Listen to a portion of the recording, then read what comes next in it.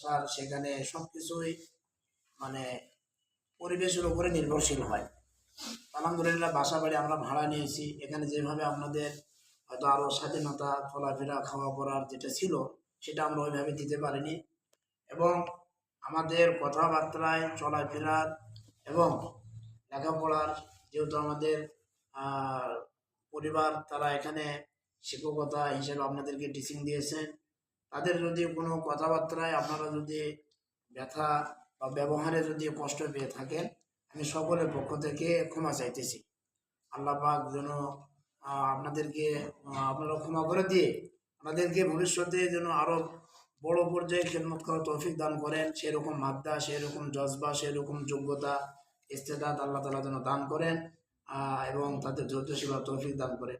এবং আমার যে দায়িত্ব ছিল সে দায়িত্বের মধ্যে যদি কোনো অবহেলা হয়ে থাকে, আল্লাহর হস্তে আমি সহ আমার সকল বোর্ড কর্তৃক সদস্যদেরকে এবং এই সেন্টারকে কবুলিয়তের জন্য আপনাদের কাছে দোয়া প্রার্থী। এই বলে আমি আমার সংক্ষিপ্ত বক্তব্য শেষ করছি।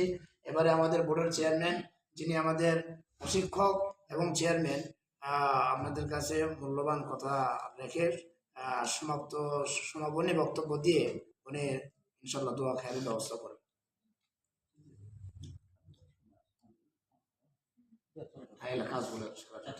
একটা সময় 11:14 বাজে।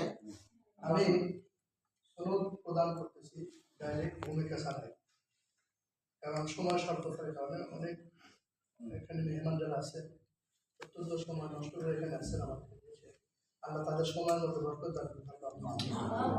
এখন আমি সনদ সর্বপ্রথম যেহেতু রিসিভ করে যাদের নাম আগে আছে, নাম রাখতেছি লামিয়া। আমাদের উপদেষ্টা জনাব মাওলানা আমিনুল ইসলাম সাহেব আমার দেখা, তখন উনি প্রদান করবেন লামিয়াকে সনদ দ্রুত আসে, মাঝখান দিয়ে একটু রাস্তা